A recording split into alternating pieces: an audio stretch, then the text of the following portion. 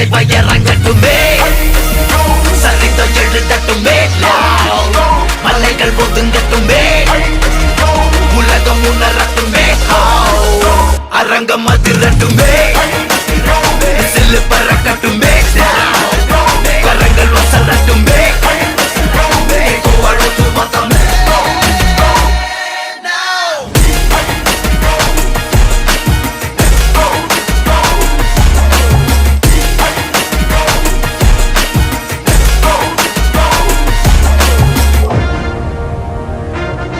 இந்த தேவா பத்தி தெரிஞ்சிருந்தோம் என்கிட்டயே விளையாடி இருக்க.